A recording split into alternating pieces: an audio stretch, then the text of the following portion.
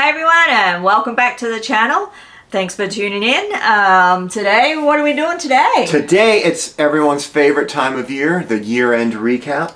Oh my So goodness. we want to talk about our favorite 20, well, yeah. It's loose. It's very loose. Like loose. we're not good at rating, but this is our favorite-ish, 20-ish new albums of the year, basically. And we're obviously not good at counting either, because it's maybe not she quite cheats a little 20. bit. You cheat a little bit. You cheat. All right. So this is not like favorite purchases of the year. It's our favorite new albums by any band.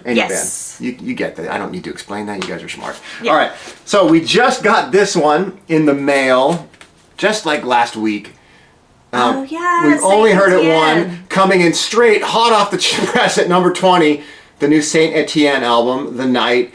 It's kind of, we're sort of cheating. We've only heard it once. We love Saint Etienne, so I don't know exactly where it's going to shake out. Yeah. It might get higher. Maybe it even drops a little. I don't know. Yeah, with more listens, yeah. But we'll see. It's a lovely album. It is so super chill. And if you know the last one, I can't remember the title now, but the last album was pretty much almost all instrumental. Sarah was barely there vocally.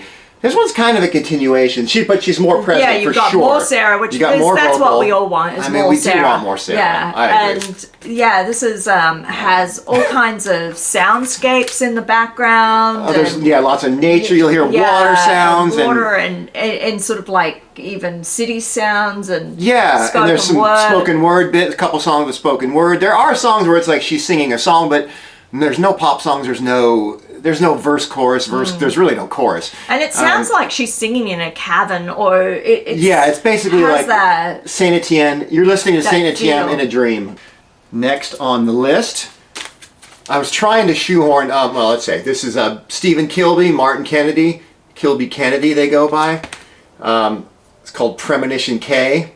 They've released a bunch of albums. Steve Kilby is the lead singer of The Church. That was well, I think you know by now. If you've watched our videos, you'd know we like The Church. And the cover art on this, I mean... it's prog-tastic. And if anybody remembers those panel vans from the 70s where people would do the airbrushing art on the side, usually with She-Ra or someone like that, I don't know. This reminds me so much of a panel van art. And this is... They've done a bunch of albums together. This is very much... It's touches of prog. I'm not going to call it a prog album. Some of their albums before it had longer songs. This one's more concise.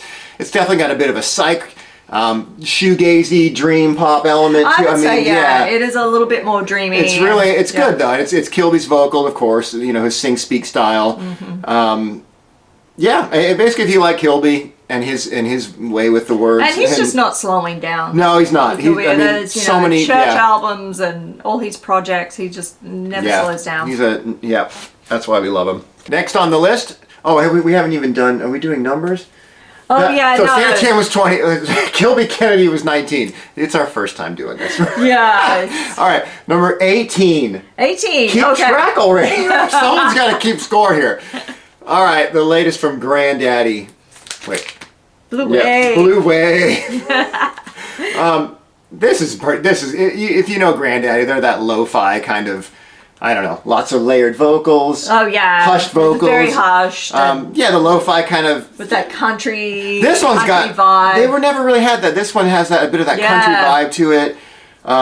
It's just another good Granddaddy album. What can you say? If you like them, they don't change a lot. This does sound like them. There's some great songs. Cabin in My Mind. You're going to be fine, cooler. And I'm going to hell. Oh yes, you're going to be fine. One of the best breakup songs I've ever heard. Oh yeah, can you? Oh yeah, read the lyric here that we had this. Oh yeah, this is the lyric. It was 1 year ago to this day you left me alone in a field, and he picked you up in his new truck, and since then I haven't healed. And then he says, "You're going to be fine, and I'm going to hell." So yeah, what a great breakup song. That's awesome. A little depressing, I guess. It is depressing. That's kind of their thing. Like, Number 17, we got Ty Seagull. Oh yeah, Ty. This is another prolific guy. He just never stops. You're not going to see much on the back. Yeah. This guy's. It's almost too much. It's like he releases almost an album at least a year. Sometimes one or two albums a year. And this is a double album. I think it's like 20 songs or whatever. This kind of if you know Ty Seagull, garage rock, kind of whatever. He's a rocker. Yeah. Psychedelic. With every now and then he even did T-Rex. He sounded like, did that T-Rex album where he did T-Rex covers. But yeah, he's got that vocal. And this one's kind of, I feel like it's just an encapsulation of his career. Yeah. Really good. It's always good when he releases an album. That was 17. That was 17. Okay, this is 16. Woo, 16. Oh, Ian Skelly. Ian Skelly, Lotus and the Butterfly. We just love the choral. He's the drummer of the choral. From the choral. He's the brother of James Skelly, who's the singer of the choral. And this one is like his third album. All his solo stuff is it's kind of psych. It's kind of got this spaghetti western Morricone vibe. There's always a feel to them, and it's a bit of noir. Yeah, there was even a song that sounded a little bit like a bit of a sea shanty. I said sea shanty. Say that 10 times. Yes. So. Yeah, anyway, we love the choral. You probably don't even have to like the choral to like this. It's different enough. But and even so, a little bit more hushed vocals. But really, really good stuff. All of his albums are really good. Oh, beautiful. Yep.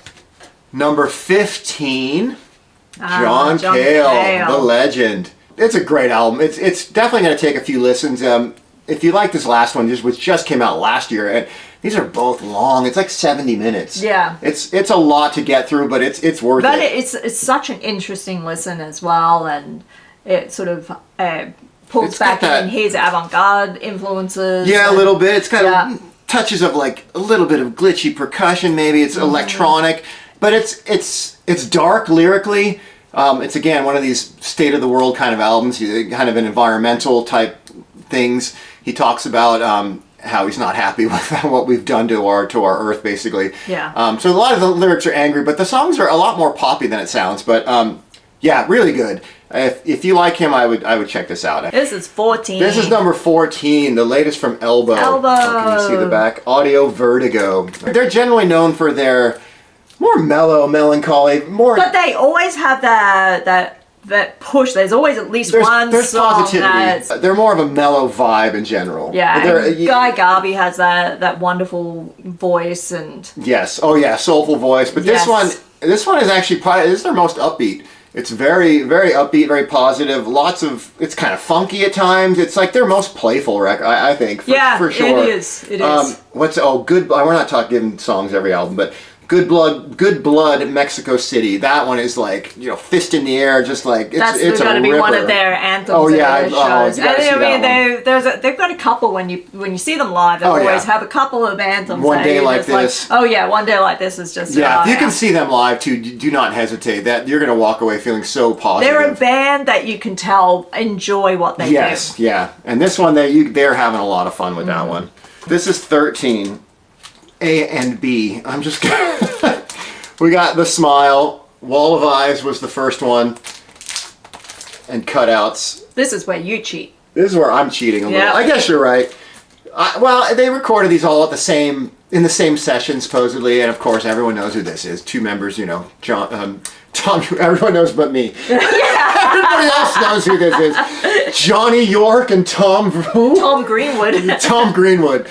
Two guys from Radiohead. If you know, you know. These guys are a bit more again, kind of like the last album. These are a bit more looser, more funkier type records than typical Radiohead stuff. Are we going to correct the Tom Greenwood? I'm not going to correct the Tom Greenwood. All right, Tom Greenwood. All right, Johnny Greenwood and Tom York for those keeping score. All right, number 12. It's hard to keep score here. Number 12, Lay Big Bird. Diamonds, Rhinestones, and Hard Rain. They're a Swedish band. Hopefully someone's heard of them. If not, check them out. One of the guys used to be in Swedish. The Caesars. Psych kind of garagey. Yeah, they very were Farfisa around in the early aughts. Yeah, they had quite a few, like 5 albums. Everyone probably knows "Jerk It Out." I think that was even on an iPhone commercial. Oh yeah, I think it was. Or another big hit like "Gonna Kick You Out, Let the Sunshine In." I don't know. They're a great garagey 60s inspired band. Yeah, really a lot of Farfisa going on. This one now, one of the dudes. This is very krautrock. Got touches of electronic of that side too, but it's very motoric. It's psychedelic. It's really good. There's some long songs, like 10, 12 minute songs. Yeah, I was just going to say, looking at some of those timestamps there, this is very crowded. There's some shorter ones 12 too. 12 minutes, 11 minutes. And there's a version, I think right now, if you can get it, they're on their Bandcamp. They made a single album version with 6 songs, but this is a double LP version. They only made 350 copies. And right now, I think it said 15 left. Go get one. Go listen to them. And this is a double LP. You get like 4 extra songs on that. So yeah, really cool driving motoric kind of vibe. Again, there's electronic touches. This one is a bit more instrumental. It's about half vocal, half instrumental. Other albums he sings a bit more, but yeah, it's really good. This is like their 3rd or 4th record. Highly recommend them. Swedish, and yeah, great stuff. All right, number 11. Peter Parrott. Peter Parrott, The Cleansing. We talked about this one a few videos ago, maybe. This is such a great It's album. really, I really enjoy this Another album. old guy, too. 70s. Yeah. Him and John Kale, and well, maybe some other people. But yeah, I mean, yeah, 20 songs on this one. Yeah. And it's really good. If you don't know Peter Parrott, he was the singer of The Only Ones. You got to check them out, and you got to check this album out, too. It's got a bit of the Velvets kind of vibe, Lou Reedy, but yeah, he's got that nasally kind of druggy narco vocal. Yeah. Kind of a sing speaker, but Yep. but really, just really good. And this is his recovery album. He went through a lot of struggled a lot with addiction. And Yep. He's moved on, thank God. Yeah. And he's so he's doing pretty well, and I hope he tours. And there's some great guests. Oh yeah, here Bobby too. Gillespie's on this one. Johnny Marr. Johnny Marr's on it, even. That's true. Yeah. Dougie Hart from Mary Chain. Oh, Kristen Control, who was in the Dum Dum Girls and LA band. Yeah, but really good. It's still very much Peter at the front of it all, though. He's the main guy, and yeah, That's really super. good. All right, number 10. We are breaking into the top 10. Again, very loose, but I think our top 10 is probably our top 10. This is the latest from Richard Hawley. Richard Hawley. We love Richard Hawley. In This City They Call You Love. Yes. Ah, Yeah, nice. what a lovely title. Oh yeah, what the voice? Oh, He's Richard's the voice. voice is beautiful. He is just an absolute crooner. Yeah. He's one of those people that is out of time. Rockabilly. Rockabilly. He's got the country stuff, but he also does a little. There's a couple real rockers on here. Deep Space is one of them. One of my favorites. But then there's just songs like Prism in Jeans. Listen to like Camera Obscura, that type of indie folk, that kind of stuff. You can hear his influence on a lot of stuff now too. Yeah. Yeah. We love Richard. We do love Richard Hawley. All right, number 9. The latest from Ride, Interplay. And we just got to see Ryder last night. We literally just saw them last night, and they played about half this. And I wasn't sure if I was going to like this one quite as much. A lot of people don't like the newer stuff, but this is their best of the reunion albums, which I like all of them. But this is a good album. It's a bit of a sleeper. So poppy, and it's just... It is, but it's kind of dark. There's poppier elements. Yep. And it's kind of got you even said a new wave-ish kind of vibe. Yeah. It's definitely got a modern sheen, which I think a lot of people that like the earlier Ride don't love the modern, more sounding aspect of it. But I still think it has that core Ride. When those two sing together, Andy and Mark, that's Ride. Yeah. And there are some shoegaze songs on here, like Portland Rocks. That's an absolute shoegaze song that could fit on an earlier record, I think. But there's so many good ones. Midnight Rider. I Came to See the Wreckage. I mean, there's building song. There's lots of tension. There are songs that have a bit of an electronic vibe, but there's still always guitar.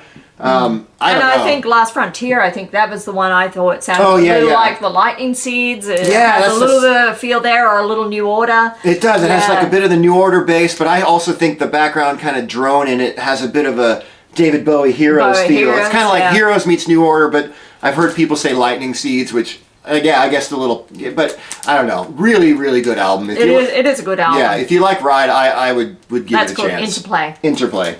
And now, number 8, we are keeping score.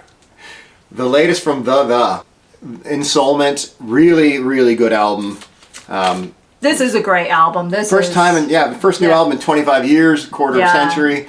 Yeah, and he hasn't missed a beat. No, it's definitely, what would you think? It's kind of, again, I like to use that word, but it's got a bit of that jazzy noir. It does. Maybe at times even a touch of trip hop.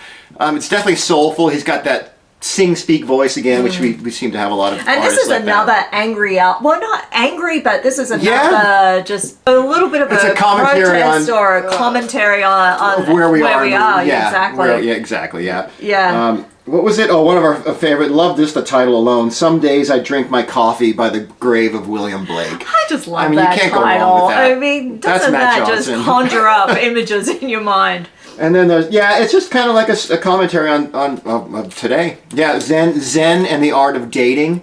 Swipe to the left, swipe to the right. We need somebody tonight. Yeah. I mean, it's Matt Johnson, his vocals, and there's lots of backing female soulful singers too. Yeah. Which it really worked. Not like in an '80s terrible background female singers way. It's really good. But it's an album that just doesn't pull any punches. He is quite blatantly telling you what he thinks. Yeah, it's not the earlier the sound. It's definitely the later period the sound, but it's really good. Yeah. Coming in now at number 7. Jack White. Wait, what? Nick Cave? Oh. What? She's cheating. I'm cheating. You know what? I had to shoehorn this in here. Yeah. You're not a Jack White fan. But everyone seems to think that our Jack White fans love this album. Yes. So, yeah. I don't hate him, but I'm a Jack White fan, a White Stripes fan, Jack White fan.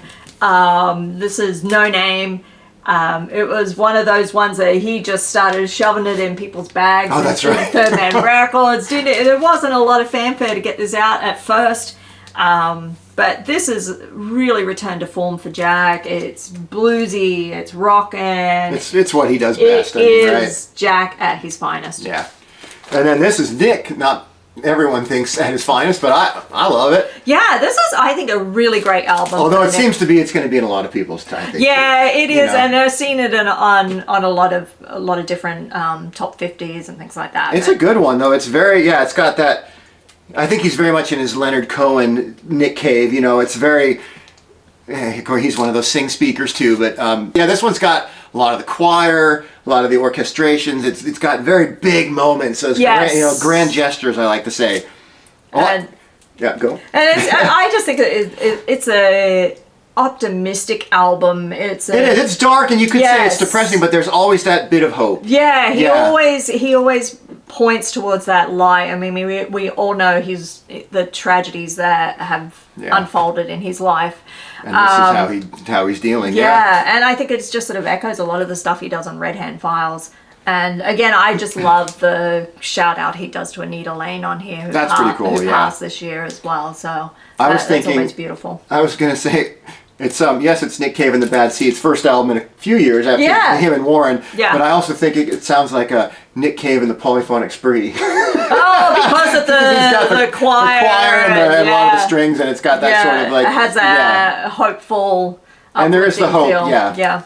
All right. So we squeezed in 2 at number 7. What can you do? All right, number 6. We're back on form. Yes. Red Cross, self-titled. I don't even know what album number this is. We just saw them a few months back now. Yeah. But man, this is just them. If you know Red Cross, I mean, which I think hopefully most people do. If you don't, check them out. They're like the masters of power pop. They're definitely Beatles fans, Of course, yeah. Well, with the Tater Tots, they did that. Beatles one.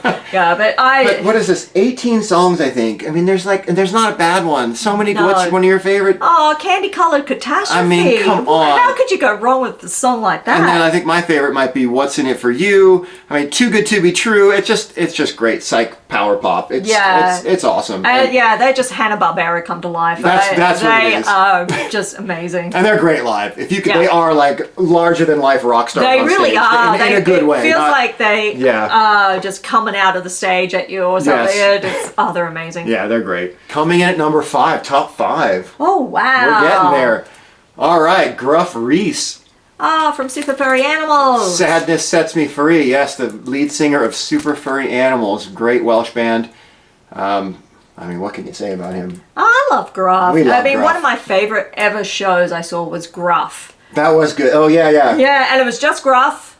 And solo. He was looping sounds, and he had a table full of stuff, and he would just play a little something on it, loop the sound, and just start building the song. Man, some of them got really epic. Just him. Just him. It was incredible. An incredible show. All right. This kind of it's. I mean, if you like him, you like him. He's the first song, Sadness Sets Me Free, I think we kind of thought it was like a bit country chamber pop or Yeah. something. There's just, I don't know, the song called Cover Up the Cover Up. It kind of brings everything down to a bit of a chill. A lot of tinkling pianos, haunting vocals, I'd say.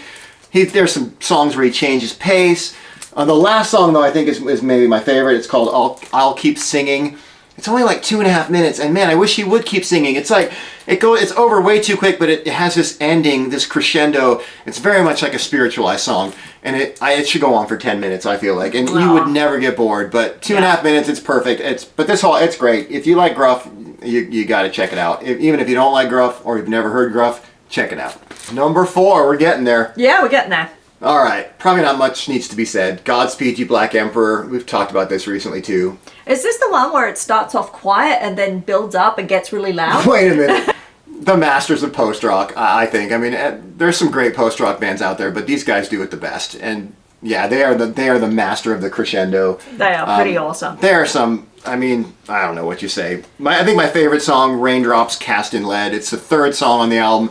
This new album it builds up. But the first one's kind of a more mellow, kind of starts it. Second one really kind of, there's some louder bits, but this third one, that 3rd song, and it's like 13 minutes, it builds up, and you get to this point where you're like, it's almost like, is it going to stop getting this? It gets like, wow, that's reached the peak, right? No, it keeps going. It's so like, oh man, it is good. Yeah, nothing. You know, what else can you say? You're blown away. I don't know. Okay, number 3. Ooh. Top 3. That's pretty big. I feel like our top 3 is pretty locked in place, maybe, but this one is Jane Weaver. I don't know if enough people, hopefully somebody out there watching this at least knows about her. If not, again, someone you have to check out. This is a beautiful album, and yeah, we just love Jane Weaver. Just everything she does is beautiful. And her career's just been all over the place, pretty much. Yeah. She's so eclectic. And she used to be a bit more, started out in like she started out in the 90s in a couple bands, to be honest, but she went, I think her first solo album was like in 2002 or 4, and it had members of Doves, British band, backing her on some songs. That's how I first heard about her. And then she kind of got into this krautrocky vein for a few albums ago, and man, it's just so good. And she's kind of progressed from there a little bit on these last couple. Still elements of that, but it's definitely psych pop. There's shoegazy elements. She's very dreamy, ethereal vocals. Yeah. This is a beautiful, if you like Lush or... Yeah, I don't think she necessarily sounds like Lush. No, she doesn't, but she has that feel. And it's produced by, this one's produced by John Parrish, who works with PJ Harvey. Yeah, and somebody that likes working with the strong women, so... Yes, she is awesome. A couple songs I love, well, every song, but one called Is Metal. And it's got this funky repeating bass line, but it's got this beautiful keyboards. Again, it's touches of psychedelia. Universe is probably one of my favorites near the end of the album, and that's very shoegazy. But I mean, it's just very dreamy and beautiful and lush. It is beautiful, lush, no pun intended. But yeah. I mean, we love our Jane Weaver. I mean, pretty much everything she's done, she's just really good, and she continues to be just putting out amazing records all the time. All right, number 2. I don't think anyone is going to have this in their top 10. Kind of like the Nick Cave. The Cure. The Cure. I mean, I don't know if it's sentimentality, but I don't think so. This is a strong album. This is a really strong album. I've heard it a lot now. I mean, I don't know what are you going to say about The Cure? I know everybody's said everything about this. You pretty much have. And I think we showed this in an earlier video as well. But yeah. If you like The Cure, I think you're probably gonna like this. Even if you haven't liked the last few, this is definitely a return to form, and it's kind of got tinges of Disintegrate. I think it's the best one since Wish. I love Wish. I like Wild Mood Swings too a lot, actually, but most of them are pretty sad. But it's more diverse of a record than I thought it was going to be. War Song is one of my favorites. I think that's getting a lot of people either love that one or hate it. Oh, really? But it's really that kind of. The next song's called Drone No Drone, but War Song is it's distorted. It's got this it's a droning kind of thing. I love it. I mean, I think it's the centerpiece of the album. And then End Song, great little drumming. That one takes 7 minutes before he starts singing. Oh yeah, like Pictures of You. It takes a while before his vocal kicks in. Yeah, he was starting to do that with Kiss Me, Disintegration. They were a long time before he sang. That's a lot on this record. But anyway, you know The Cure. It's very lots of keyboards, great guitar. Robert's voice sounds awesome. It does. He does not. He's another one Yeah. who's getting up there, but yeah, if they can put out, they supposedly have a couple more. Oh, he's been saying that for all the years. time. But I hope it'd be nice. But Yeah. anyway, great album. I'm sure you all either love it or hate it. All right, number 1. Ooh, here we go. This one I think. This is definitely number 1. This one we both agreed on. This is just too good. Bill Ryder Jones. Lecky Da. It's called Lecky Da. That's a Welsh. Yep. For good health. Yes. Hope a lot of people do know this and appreciate this record. If you don't and you like any of the stuff that we listen to, you do yourself a favor. You have to check this record out. Yes. This is beautiful. I just fell in love with this album. It just grabs you. Just grabs you. It's an emotional journey for sure. I'd say it's hard to describe, but I would say there's touches of elements of like the Velvet Underground self-titled, their third album, like the more mellower. It's mellow. I'm Set Free. Candy Says. Candy Says that kind of a more mellow it's got side of them. Some of the ba ba ba. Yeah. The first song on the album, I know that it's like This Baby. That's what it's called. It's got those Velvet Underground ba ba bas. But it sounds like Candy Says a little bit mellow with the ba ba bas of Who Loves the Sun, and then it just kicks in later. It changes pace, and it kicks in with these strings and a bit of the choir. Children's choir. Yeah, I mean this album has all kinds of. Yeah, it's got strings. It's very cinematic. I think this record is. It is cinematic, but it's one of those. I feel like it's one of those Sunday afternoon albums or Sunday morning even, or even a Sunday morning. Sunday morning. But it's just one of those albums that you just kick back with a coffee and you gotta listen to it and just listen. And it will just wash over you. And it has those building moments as well with those the choir and the strings and He used to be a member of the Choral. That's why earlier we said we love the Choral. We love the Choral. Yeah. So he was the guitarist of the Choral until like their 5th album, Roots and Echoes, in like 2008 or 5, somewhere around there. Yeah. And he left. I guess he couldn't deal with the pressure or whatever. He's got some health issues but then he started making solo records, and they're all good. But this one's his best. I mean, again, his vocal style, either you're gonna love it or hate it. But for me, it really hits me in the heart. I wrote a couple things down on the Hoffman forum. There was a thread about this album, and everyone was loving it. The people that were there loved it. There weren't a lot of people talking about it, but one guy chimes in. Seems pretty ordinary musically. Is it the poor singing that makes it special? Like, what kind of an asshole? I mean, if you don't like it, you don't like it. It did make me laugh. So I'm like, all right, that's funny. But then the other end of the spectrum. Oh yeah, and I think it was the Guard. I don't know what review. Some review online.